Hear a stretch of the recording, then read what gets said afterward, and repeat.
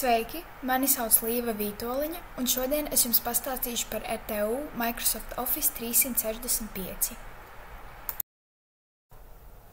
RTU Microsoft Office 365 vide ir būtiska mācību procesa sastāvdaļa, jo tā nodrošina ērtu piekļuvi dažādiem rīkiem, kā piemēram standarta programmām Word, PowerPoint un Excel, kas ir ļoti noderīgas programmas studijām, kā arī ir iespēja sazināties un komunicēt ar pasniedzējiem, kā arī izstrādāt dažādus projektus. Arī arhitektiem Office 365 ir svarīga programma, jo tā ļauj efektīvi veidot un koordinēt projektu dokumentāciju, kā arī sadarboties savā starpā ar kolēģiem un attīstīt dažādas digitālās prasmes. RTU Microsoft Office 365 ir mākoņbāzēta darba un mācību vide, kas nodrošina studentiem un darbiniekiem programmas dažādiem nolūkiem un pielietojumiem, gan mācībām, gan sadarbībai, kā arī dokumentu pārvaldībai un to uzglabāšanai. Tā kā RTU Microsoft Office vide ir integrēta un saistīta ar studentu portālu Ortus, arī no šīs vides var ātri un ērti nokļūt Microsoft vidē. Kreisajā pusē atrodas rīkjosla ar saitēm, kurā ir poga Office 365, uz kuras uzklikšķinot ir iespēja tieši nokļūt uz Microsoft vidi. Uzreiz atverot lapu ir iespēja redzēt nesen atvērtos un rediģētos dokumentus, kā arī citus pieejamos failus. Ja nu gadījumā Microsoft Office konts nav savienots ar Ortus portālu, tajā var piereģistrēties, ejot arī caur Microsoft mājaslapu, ievedot savu piešķirto universitātes e-pastu un paroli. Pēc pogas Sign in uzspiešanas uz Outlook e-pastu atnāks apstiprinošs e-pasts, kurš ir jāverificē, ievedot ekrānā redzamo skaitli.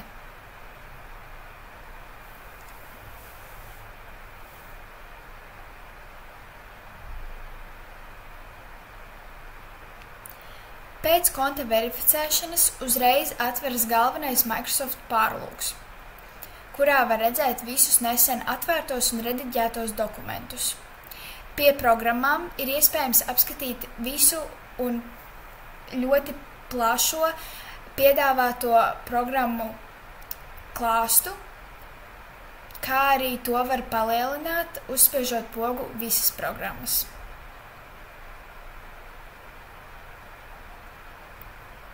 Ja nu gadījumā ir vēlme apskatīties sava lietotāja konta informāciju, to var izdarīt, uzspiežot instalēt programmas un Microsoft 365 programmas.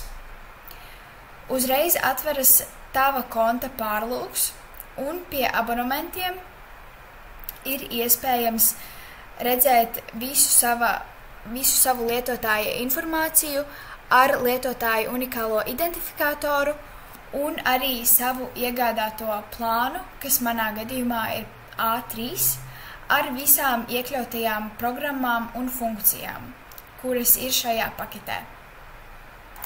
Tā kā saziņa un komunikācija ir nepieciešamas lietas studiju procesā, ir ļoti svarīgi, kad piedāvātās programmas nodrošina kvalitatīvu un ērtu saziņu, un mūsu piešķirtā RTU Microsoft Office 365 vide šo nodrošina un piedāvā dažāda veida risinājumus un iespējas informācijas apmaiņas, kopīgošanas un koplietošanas vajadzībām starp abām pusēm – mācību spēkiem un studentiem. Ļoti svarīga saziņas programma, kas arī ir formālākā saziņas vide, ir programma Outlook. Programma sniedz iespēju rakstīt e-pastus mācību spēkam vai arī kolēģiem. Ir iespēja uzrakstīt jaunu e-pastu, apskatīt nosūtītos, kā arī saņemt e-pastus ne tikai no mācību spēka, bet arī no, piemēram, uzņemšanas nodaļas vai arī citām augstākām nodaļām. Vēl svarīga komunikācijas vide ir Microsoft Teams. Šī programma piedāvā vairākas komunikācijas metodes, piemēram, sarakstīšanās čatā jeb tērzētavā. Šobrīd es atrodos jau esošā grupā ar vairākiem lietotājiem, kurā var ierakstīt jaunu paziņojumu un iepostot čatā, kuru visi var redzēt. Kā arī ir iespēja sazvanīties videozvanā vai arī skedžulot mītingu. To un citus notikumus var pievienot kalendārā, izvēloties jebkuru dienu un laiku, ierakstot paziņojumu, saglabājot to. Tas parādīsies visu grupas lietotāju kontos vai arī individuālajā lietošanā kādai atsevišķai personai. Lai gan OneDrive galvenā funkcija ir datu un dokumentu uzglabāšana, tā tomēr var arī kalpot kā saziņas un komunikācijas vide. Tā kā ir ļoti svarīgi zināt, kādus uzlabojumus var veikt savam dokumentam, atverot jebkuru dokumentu, ir iespējams pierakstīt komentārus, ko var izdarīt jebkurš cilvēks, kam ir piekļuve šim failam.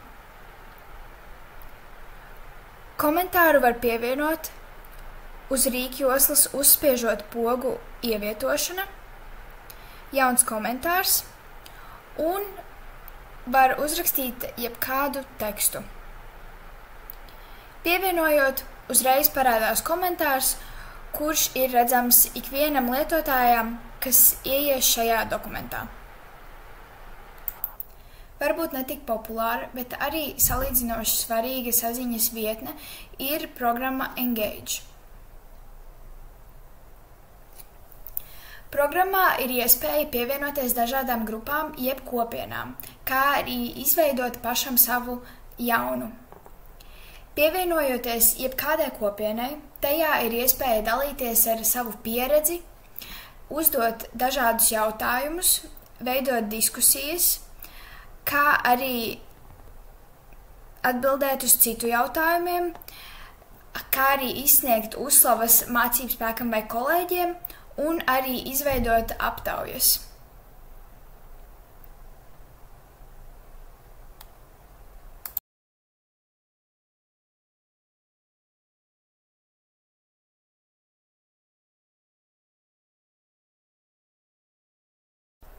No visām piedāvātajām RTU Microsoft Office 365 programmām es izvēlējos divas, kuras vairāk pētīju un analizēju. Viena no tām ir Visio. Šī programma piedāvā iespēju vizualizēt un izveidot dažāda veida diagrammas un blokschēmas, to informācijas plūsmu, infografikas un laikskalas, kā arī telpisko stāvu plānojums, kas ir ļoti noderīga funkcija arhitektiem un programmas studentiem, jo tā ļauj attēlot struktūras un projektus vizuālā formā, ja nav pieejamas alternatīvas programmas tieši šai funkcijai, piemēram, kā AutoCAD vai ArchiCAD. Ieejot programmā Visio, uzreiz ir redzami visi tavi nesen izveidotie zīmējumi, kā arī ir iespējams uzklikšķināt uz visas veidnes, kur var meklēt sev vēlamās veidnes, kuras tu gribi papildināt vai izveidot. Kā arī, protams, var izveidot jaunu tukšu zīmējumu. Atverot jaunu un tukšu zīmējumu, augšā ir redzama rīkjosla, kā arī kreisajā pusē ir redzama rīkjosla.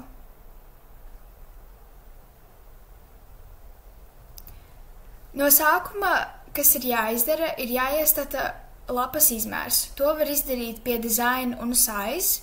Šoreiz paņēmu A4 un var iestatīt arī lapas orientāciju, portretā vai arī horizontāli. Iepriekš pieminētajā kreisajā rīkjoslā ir redzams rīks Basic Shapes, kur ir redzams plašs klāsts ar dažādām figūrām un formām, kuras uzklikšķinot un ievelkot var iestatīt zīmējumā. Tās var arī palielināt un samazināt, kā arī pievienot daudz vairāk. Nākamais rīks atļauj ievilkt zīmējumā dažādas bultas vai arī citas līnijas. Tās arī var palielināt vai arī samazināt, kā arī pagarināt vai arī sašaurināt. Nākamais rīks rīkjoslā ir paredzēts, lai veidotu digitālus plānus un rasējumus šajā programmā. Taču, kā jau redzams, šis rīks ir paredzēts lietotājiem, kas ir atjaunojuši un uzlabojuši savu Visio plānu un versiju. Nākamais rīks ir plusiņš, kuru uzspiežot parādās dažādas figūru un citu lietu kategorijas, kuras var pievienot vai arī noņemt no rīkjoslas.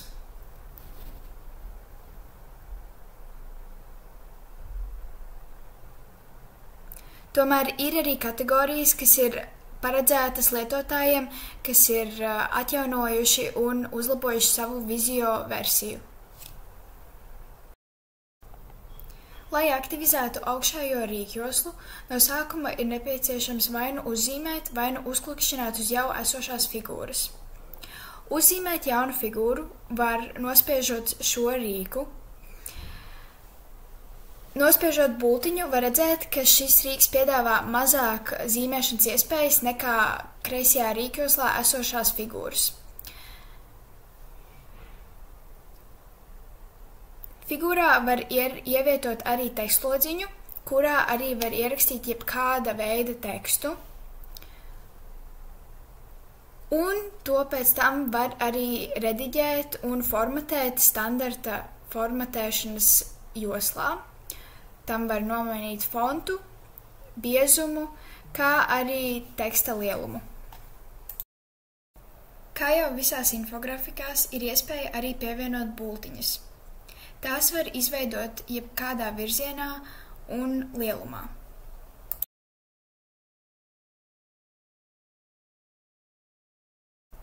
Jebkurai figūrai un bultai var mainīt kontūras krāsu, kā arī piepildījumu.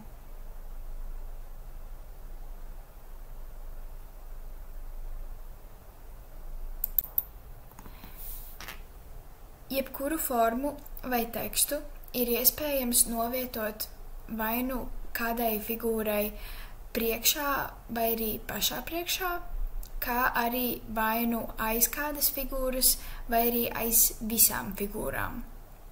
Šobrīd es esmu izvēlējusies tekstu un to novietoju aizmugurē. Viņu nevar redzēt, taču viņš tur ir.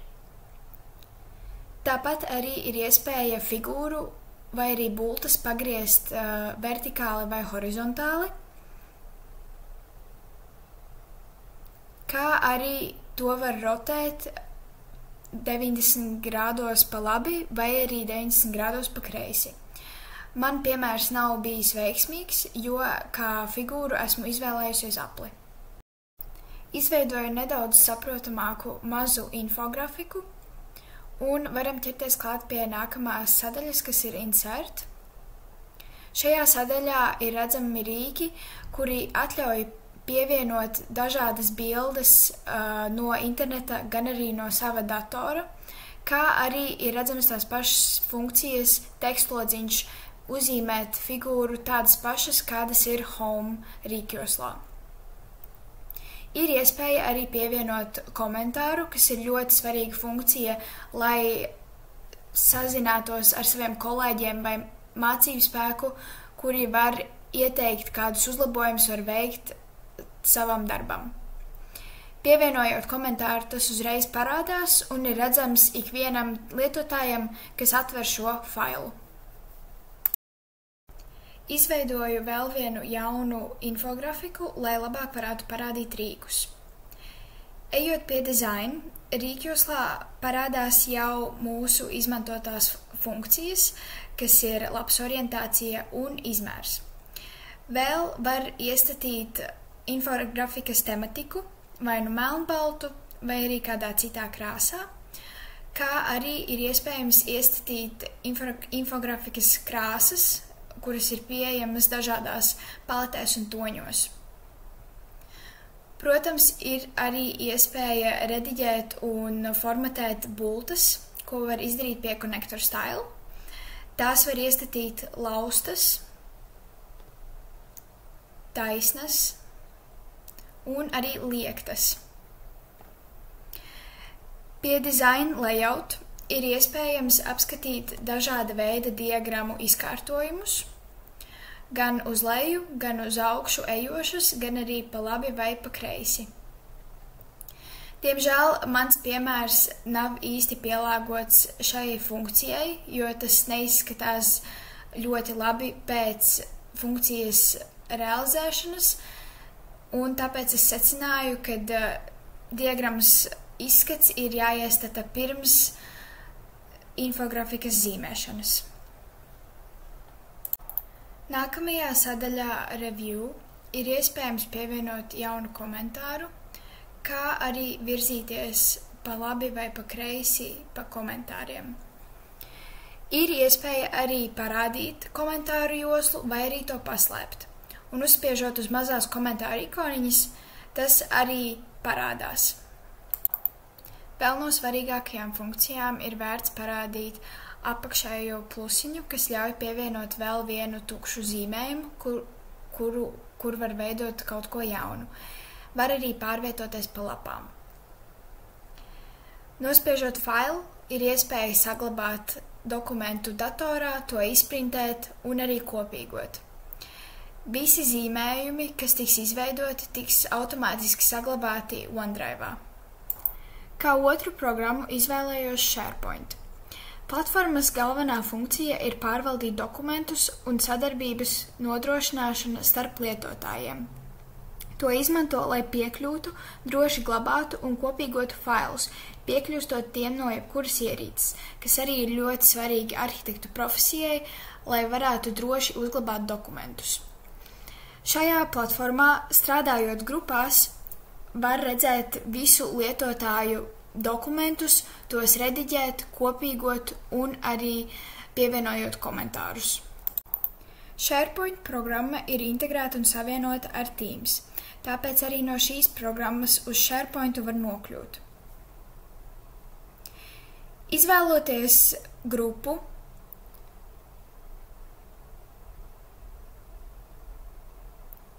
pie shared dokumentiem ir iespējams uzklikšķināt uz 3 punktiņiem un tad uz Open SharePoint. Atveroties SharePointam, ir redzami visi grupas dokumenti, uz kuriem uzklikšķinot tos var atvērt jebkurš un arī rediģēt. Kā piemēram, šobrīd es uzklikšķināšu uz savas kolēģis darbu, kuru arī pēc tam varēšu rediģēt. SharePointā var arī nokļūt ejot tieši caur pašu programmu. Uzreiz atveras galvenā lapa, kurā ir redzamas visas grupas jeb saites, kas arī ir Teamā, jo Teams ir integrēts ar SharePoint. Ir iespēja izveidot arī jaunu saiti jeb grupu. Izvēlējos Teams site un ierakstīju jebkādu nosaukumu.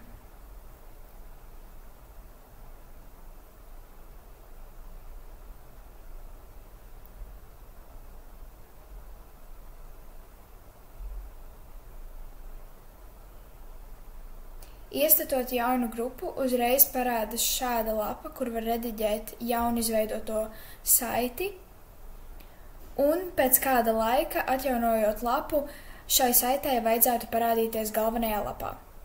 Kreisajā rīkjoslā ir iespējams apskatīt visas izveidotās saites, gan nesen atvērtās, gan visbiežāk atvērtās, kā arī ir iespēja apskatīt pilnībā visus failus, kurus uzklikšķinot arī var atvērt un rediģēt.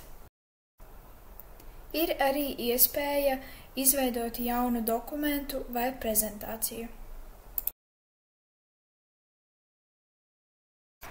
Nospiežot tālāk uz jebkuras grupas, atverās jau grupas kopīgā lapa, kurā var nokļūt arī uz sarunām. Uzspiežot pogu sarunas, ir iespēja nokļūt uz Outlook e-pastu, par ko es stāstīju iepriekš. Taču šoreiz tajā ir iespēja sazināties e-pasta formātā tieši grupas ietvaros. Vēl augšējā joslā var redzēt, cik dalībnieki ir grupā, kā arī var kopīgot lapu vai arī kopēt tās saiti. Pašķirot uz leju, vēl var redzēt kalendāru, kurā var pievienot sapulci. To var izdarīt kalendārā, izvēloties jebkuru dienu un laiku, ierakstot kādu paziņojumu un saglabājot to. Šīs komentārs parādīsies ikvienam grupas lietotājam. Pašķirot tālāk uz leju, var redzēt nesen atvērtos un rediģētos dokumentus. Lai nokļūtu pie visiem dokumentiem, kas ir grupas ietveros, jāspiež uz pogu dokumenti un atverās jau iepriekš redzētie visi faili, kurus var koplietot un rediģēt, kā arī pievienot komentārus, kas ir ļoti svarīgi, lai mācību spēks varētu konsultēt studentus, ko varētu uzlabot savā darbā.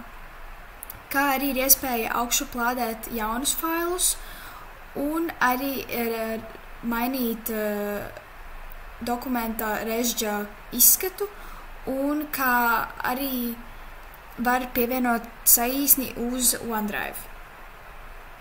Ir iespēja arī mainīt dokumenta saraksta izskatu un to rediģēt.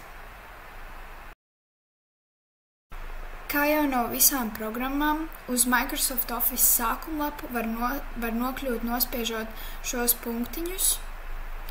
Uzreiz var arī redzēt citas programmas, uz kurām var pārvietoties. Nospiežot Microsoft 365 Copilot, uzreiz tas tevi aizved uz sākumlapu, kurā var redzēt visus savus dokumentus. Šis bija neliels ieskats par RTU Microsoft Office 365. Cerams, iemācījāties kaut ko jaunu un paldies par uzmanību!